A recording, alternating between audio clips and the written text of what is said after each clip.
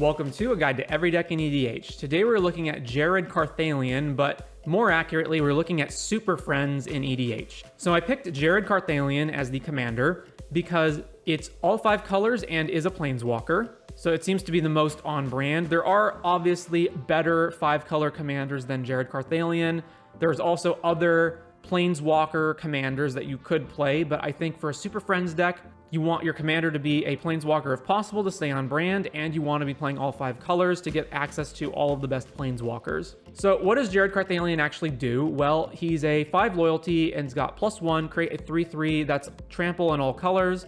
-3, you choose up to 2 target creatures. For each of them, you put a number of +1 counters on it equal to the numbers of colors it is. And -6, return target multicolored card from your graveyard to your hand. If that card was all colors, draw a card and create 2 treasure tokens. So obviously not so great of abilities, but mostly, again, it's to be on brand, 5 colors and a planeswalker. So obviously, if we're playing a planeswalker Super Friends deck, what are the planeswalkers we're playing? So these are all of the best planeswalkers. Now, it's notable that in EDH, planeswalkers are the worst they are in any format because you have 3 different opponents who can all attack your planeswalkers. And part of what makes planeswalkers so good in 60-card 1v1 formats is the tempo of them, that you get to activate them every turn without paying for them, other than minusing loyalty abilities. But in Commander, your opponents get to take collectively 3 turns between them before it comes back to your turn. So planeswalkers both are less powerful and more easily killed than in 60-card 1v1 formats, which is why you for the most part, do not see players running any planeswalkers in their decks. But with that said, obviously we're a Super Friends deck. We're going to be playing all of the best planeswalkers that we can. So these are going to break down into roughly, there's the stacks walkers and then there's the value walkers. So the stacks walkers, we've got Ashiok to shut off our opponent's ability to search their deck. So it's the planeswalker opposition agent, basically. And it can also mill and exile graveyards, which is somewhat relevant. Narset to shut off extra card draw, and it can minus to dig us for more non-creatures, including other planeswalkers, obviously. Karn to shut off activated abilities of artifacts, so the planeswalker Stony Silence or Collector Oof or Null Rod. And then to Fairy Time Raveler, opponents can only cast spells at sorcery speed, so we get to have this as a protection piece. It can also just bounce stuff and draw a card, so that's relevant too. And then the rest of the walkers, we've got Chandra, which either exiles the top card and we can cast it until end of turn, adds double red, or deals 4 to something. Commodore Gruff is a 4-mana Jeskai commander. It says at the beginning of your end step, you put a loyalty counter on another target planeswalker you control, and it's got +1. You create a 1/1 token that has tap, add red, spend this only to cast a planeswalker, and -3, you draw X cards, and Commodore Gruff deals X damage to each opponent, where X is the number of planeswalkers you control. Dak Faden, which either does his best impression of Faithless Looting or steals artifacts. Grist, which makes tokens or sacks a creature to destroy a creature or planeswalker. Nicol Bolas Dragon God, which has all the loyalty abilities of all of our other walkers, and has +1, draw a card, each opponent exiles a card from their hand or a permanent they control, -3, destroy target creature or planeswalker. Oko obviously creates foods and turns our artifacts into Elks, or Elks our opponent's creatures or artifacts. Teferi, Master of Time, which you can activate on any player's turn anytime you can cast an instant. So he has the ability to loot or phase out a creature that you don't control. So he can loot up to 4 times after you cast him, so once on your turn and then once on each of your opponent's turns. Or phase out opponent's creatures that you want to get rid of, like stacks creatures or whatever. We've got Teferi, Temporal Archmage, which is look at the top 2, put 1 in the hand and 1 on the bottom, or -1 untap up to 4 permanents. So that's relevant for various combos, obviously, or you can just untap mana rocks to generate more mana. Teferi slows the sunset. Again, this is going to be more combo related. +1, choose up to 1 target artifact, creature, and land, untap them. Tap the chosen permanents you don't control, you gain 2. So you can untap artifact, creature, land, generate more mana. And look at the top, or -2, look at the top 3, put 1 into your hand, the rest on the bottom. The Eternal Wanderer, which is our sweeper planeswalker. This is no more than 1 creature can attack the Eternal Wanderer each combat. That part's not really relevant. The more relevant parts are +1, exile up to 1 target artifact or creature, return it to the battlefield under its owner's control at the beginning of the end step, or that player's next end step. 0, create a 2/2 with double strike, and -4, this is the big one. For each player, you choose a creature that player controls. Each player sacks all creatures they control not chosen this way. So you're going to choose the worst creature on each of your opponent's battlefields and kill everything else. Vraska, Betrayal's Sting, which you can play for 5 mana if you want to pay 2 life off this Phyrexian. and so it'll enter with 4 counters or 6 if you pay the full 6. It's got 0, you draw a card and you lose 1 life. Proliferate. Obviously Proliferate great in a deck full of planeswalkers, and it can proliferate itself, so this is basically +1. -2, target creature becomes a treasure artifact with tap. Sack this creature or sack this artifact, add 1 mana of any color, and loses all other card types and abilities. So turn a creature into a treasure token. We've got Vronos, Masked Inquisitor. +1 up to 2 other target planeswalkers you control phase out at the beginning of the next end step. So this is a way to protect other of your planeswalkers from being killed. And -2 for each opponent, return up to 1 target non-land permanent that player controls to its owner's hand. And then Wrenn and 6, which can either ping small stuff or just make sure that we get a land back every turn.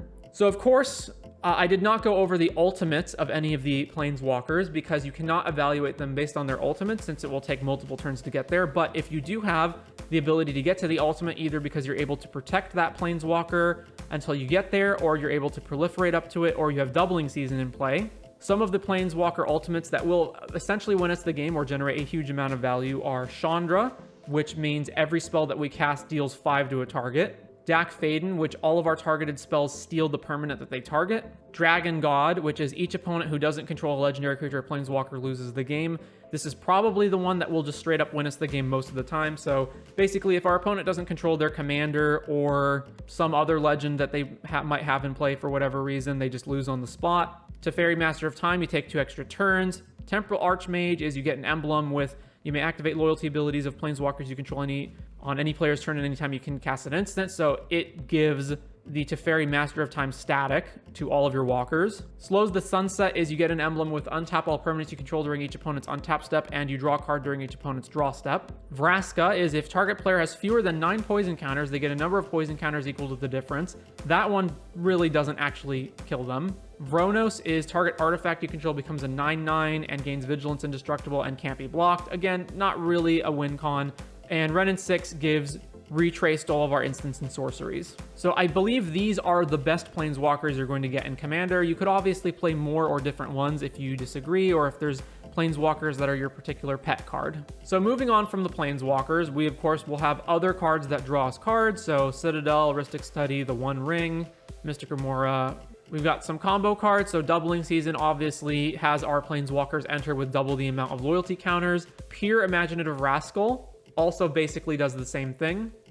But rather than double, it's just 1 more. So if 1 or more counters would be put on permanent, your team controls that many +1 of each of those counters are put on the permanent instead. So all of our planeswalkers enter with 1 additional loyalty. And then of course Chain Veil. So Chain Veil is going to be part of combos relating to Temporal Archmage and Teferi, who slows the Sunset. So basically, when you've got Chain Veil out, you can activate it to give these additional activations, and then Temporal Archmage can minus to untap the Chain Veil, and Slows the Sunset can plus to untap the Chain Veil. So if you've got Chain Veil and one of these guys, and then you have lands and or creatures that collectively produce 4 mana that you can untap with these, you can pseudo go infinite with them. So Teferi actually goes infinite because it's plussed. Teferi Temporal Archmage can activate down to as low as you can get, and then on the final activation just plus. But obviously, if you have any way of flickering or bouncing Teferi Temporal Archmage, you can do that, have it come back into play, and then the Chain Veil applies its additional activations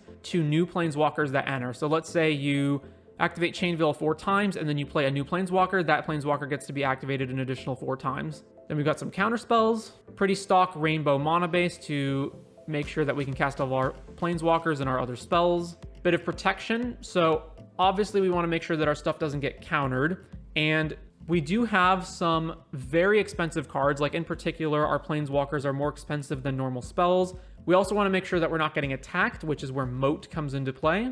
Then a whole bunch of ramp.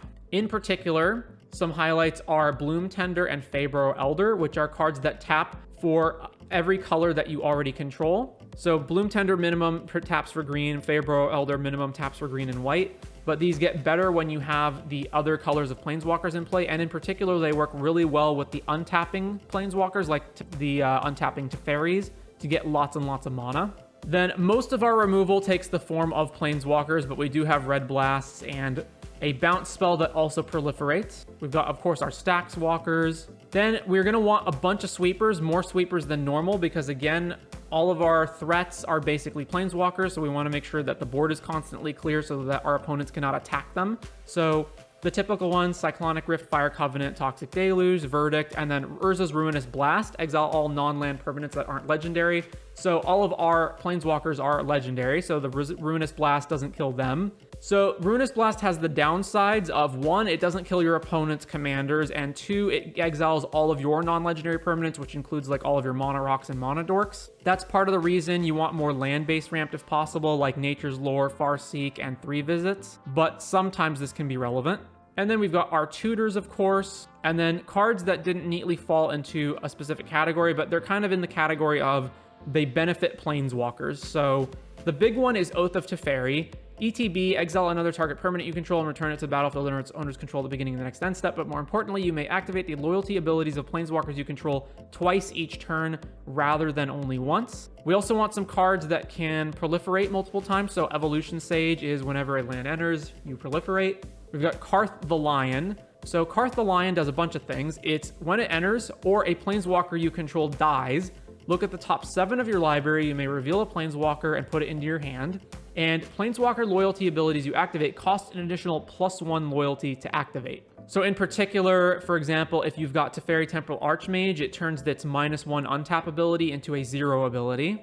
And then lastly, Ichormoon Gauntlet is planeswalkers you control have 0 proliferate and -12 take an extra turn after this one. So depending on how many planeswalkers you have and what their loyalties are, you can potentially take infinite turns with this. And it also has, whenever you cast a non-creature spell, choose a counter on target permanent, put an additional counter of that kind on that permanent. So again, this is going to be Planeswalker Matters, aka Super Friends, with Jared Carthalion as the commander.